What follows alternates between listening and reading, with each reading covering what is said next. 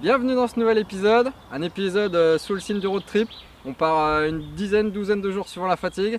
On sera sur une plateforme, donc je pense qu'on va être amené à bouger tous les 2-3 jours. En rivière, c'est ça qui est intéressant, c'est de pouvoir bouger, suivre les poissons, les chercher, les trouver. Période de frais, donc période un peu compliquée, mais ça risque d'être sympa. Donc voilà, on va passer un bon moment avec mon pote Eric. On a une revanche à prendre sur la rivière. Allez, go pour l'aventure!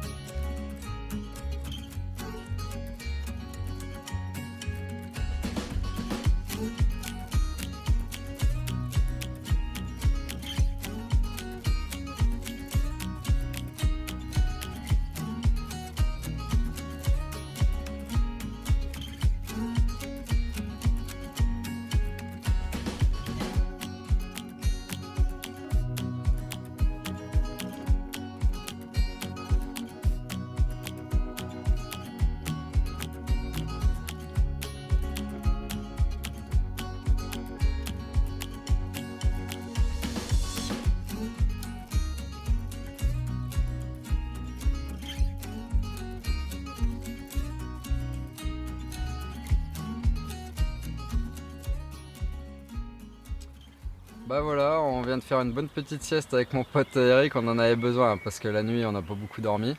Donc là on vient de boire un petit café, on a fait un petit débriefing, on va essayer de réadapter un peu la pêche parce que finalement on s'est rendu compte qu'on est sur une zone de frais mais les poissons ont l'air déjà d'avoir frayé, donc je pense qu'ils ont déserté la zone. Et on serait a priori plus sur maintenant une zone de passage. Donc on va repêcher les postes qui ont produit cette nuit, mais on a décalé deux autres cannes pour essayer des profondeurs différentes. Au niveau des apports, on va rien changer, on reste sur de la spicy crab, une valeur sûre en rivière. Donc voilà, maintenant c'est l'heure d'aller replacer les lignes.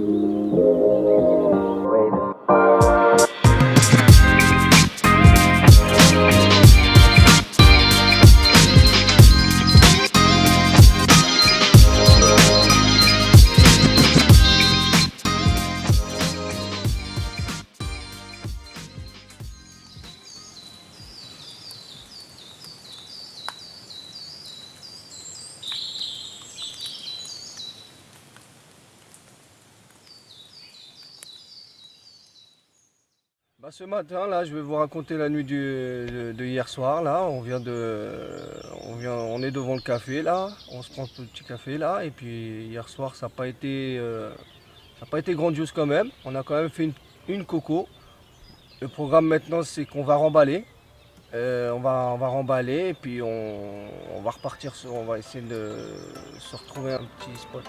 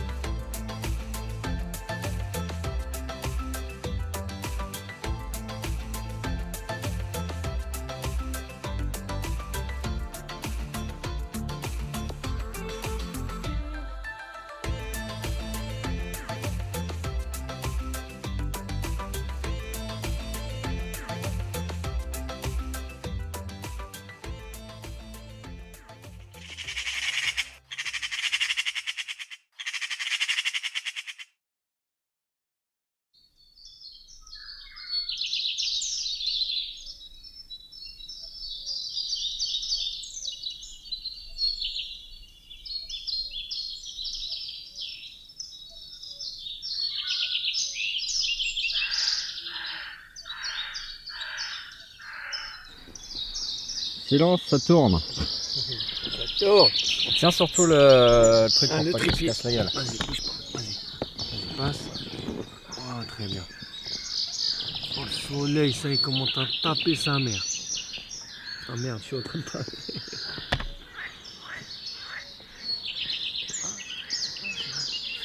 On va se remettre en position. Ah, ça... Je crois qu'il Attends. faut qu'on attende un petit peu. Ouais, voilà. Ouais. Faut pas qu'on bouge en fait. Putain, regarde, elle fraye encore là-bas là. T'as vu? Oh la vache. Oh la vache. Et je crois que ce matin j'ai vu peut-être une queue rouge, non?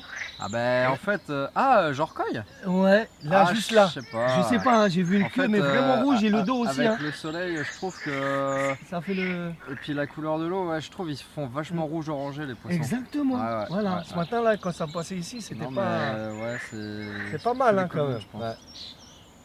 Ah, ce matin c'était joli, putain, t'aurais vu là, il y avait la petite brume là, il y avait l'aigrette, le cygne tout à l'heure avec les petits bébés là. Ouais, c'était cool, il y avait une super lumière ce matin. Une super ambiance là, Ouais. c'est vraiment joli. Ouais, du coup, bah voilà, on va pas mettre les cannes à l'eau, hein, ça sert à rien. Non, de toute façon ça fraye là. Ça fraye, là, mort. c'est parti pour frayer. Hein. C'est con parce qu'on n'a pas réussi à se reposer forcément avec cette nuit avec les grenouilles Ouais, là. voilà, les grenouilles ouais. de ouf. Grenouille, un peu de moustique aussi. Ouais. Pas vous mentir. Un peu de moustique. Bon, du coup, bah on va bouger tout à l'heure, hein, je pense. Hein.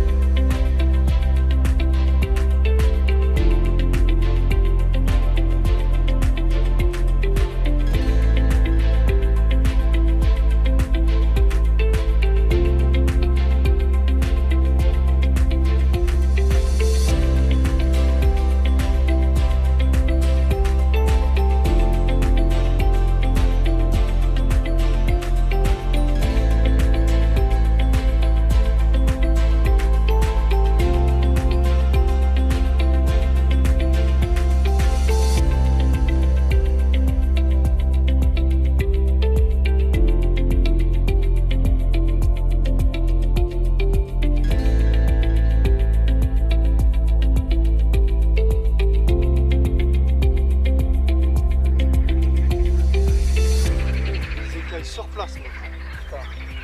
Hein? Le barbecue, tu crois qu'ils servent à quoi toi? Ils mangent sur place carrément, je suis sûr, les bâtards. Ah ouais, carrément. La fatigue commence à se faire sentir, là, gros soleil, les poissons sont en pleine fraye là où on était. Donc là, on vient de ramener le bateau à terre, Eric commence à le décharger, moi je suis à pied en train de me diriger vers la voiture parce que je l'avais garé assez loin pour pas qu'il arrive de conneries. Donc on va essayer de bouger ce coup-là, on va vers un lieu qui semble être plus compliqué, c'est-à-dire qu'il y a moins de poissons, il y a beaucoup de silures, donc ça va être compliqué. Mais après il y a peut-être moyen de gratter un bon fiche, donc on va essayer et je pense qu'on va rester 2-3 jours là pour enfin se reposer un peu, se caler un peu, faire une pêche un peu plus posée et puis on verra ce que ça donne.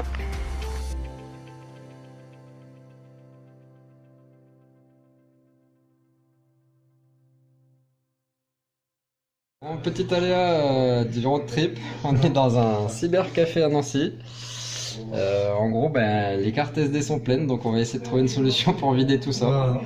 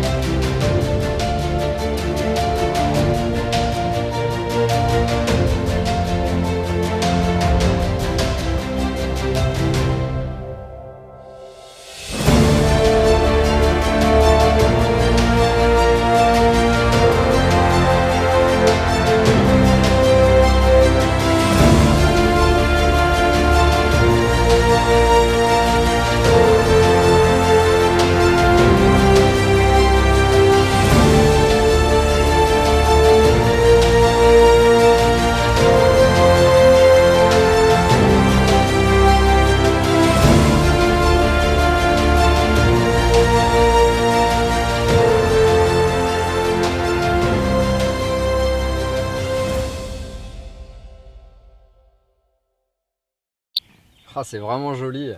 Il y a la lumière qui est en train de se coucher là, c'est super. Ici, le cadre est vraiment féerique. On est dans un endroit, on en prend plein les yeux, hein, que ce soit en termes de paysage ou même d'activité, parce que finalement les poissons, partout où on va, ils sont en frais, c'est juste incroyable. On est tombé en plein dans la fraie. Alors on pose les vacances à l'avance en espérant être avant ou après, mais on est en plein dedans.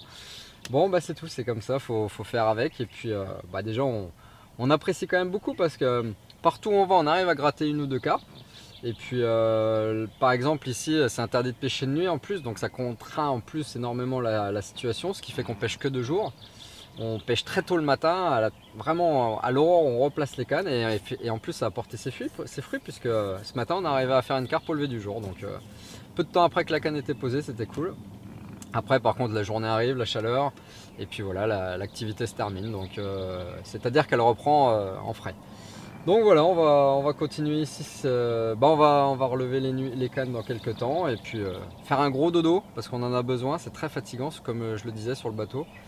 On fait un gros dodo de 11h à 5h du matin et puis demain on espère faire une ou deux photos de poissons et puis changer d'endroit parce que voilà, l'aventure continue, on change de bief et puis on verra où ça nous mène, mais en tout cas ce qu'on vit actuellement c'est juste énorme quoi en fait.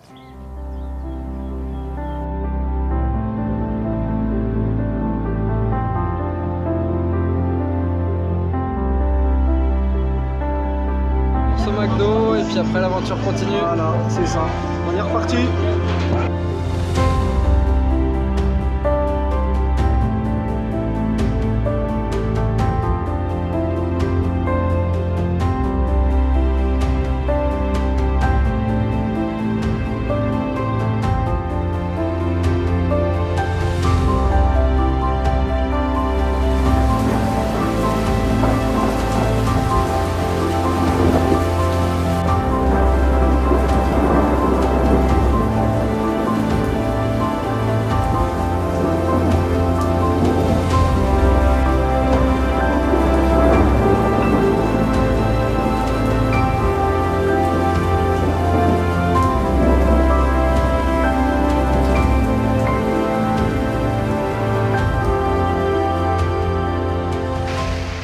La tempête hein. Ouais, c'est chaud quand même, hein. Ça bouge de tous les sens. C'est tendu. Mais on est là quand même.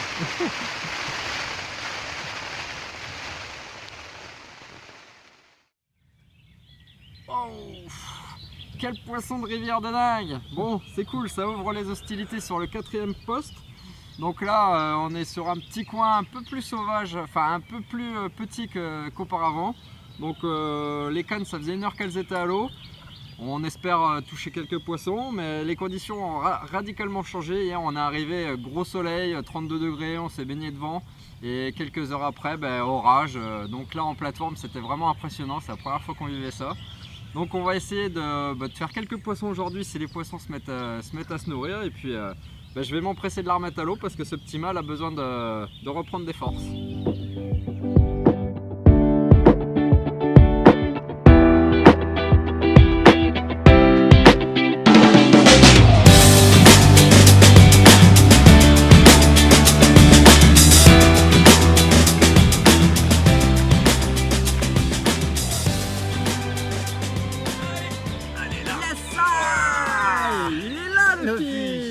On a traqué ça toute la semaine. Bon, ça a été très très dur parce que grosse fraye de partout. Malgré la fraye, il reste du bidon, donc voilà. C'est vraiment un sacrifice bien large et tout.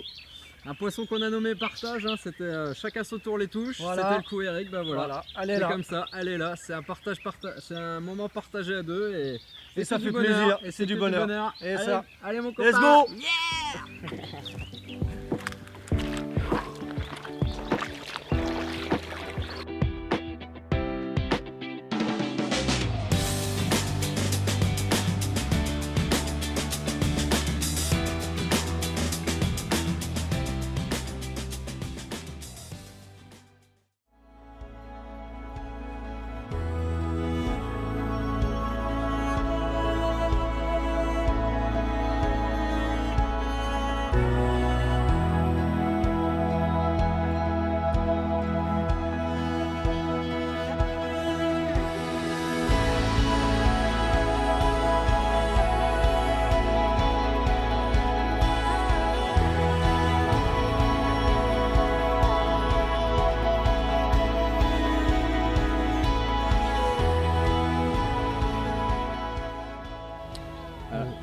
cette petite aventure en immersion, l'idée à la base c'est vraiment pour faire des souvenirs entre potes, voilà, pour partager aussi avec vous bien sûr ces petits moments qu'on passe au bord de l'eau. Alors sur ce tournage, c'est le premier le plus compliqué pour moi parce que on est sur des bateaux et on peut pas filmer autant qu'on espérerait, et puis ça bouge tout le temps. On a essuyé en plus des orages, tout ça, donc ça remue, c'est vraiment beaucoup de boulot en plus. Donc on essaie déjà de profiter du moment, de pêcher sérieusement, et on essaie de faire un maximum d'images, mais c'est pas facile. Bref, je pense qu'on va arriver à obtenir un petit souvenir sympathique qu'on pourra partager avec nos enfants, et puis ça nous fera un bon souvenir. En tout cas, là on en est à 3 jours de la fin, on est vendredi. Aujourd'hui ils annoncent une tempête en fait. Donc une tempête de vent qui vient de l'ouest, et nous on devrait essuyer un peu 70-80 km/h, peut-être plus, peut-être même des orages. Donc on va bouger de poste juste pour être à l'abri cette nuit en fait. L'idée c'est vraiment de se mettre à l'abri. On pêchera dans nos savates vraiment vite fait, histoire de dire. Et demain matin on risque de bouger très tôt pour aller sur un poste que là par contre j'ai préamorcé depuis hier. C'est la première fois depuis le road trip qu'on préamorce un poste, et on verra bien si les résultats sont là. Donc maintenant on va continuer de pêcher quelques heures ici, manger un peu, faire une petite sieste, et on va bouger.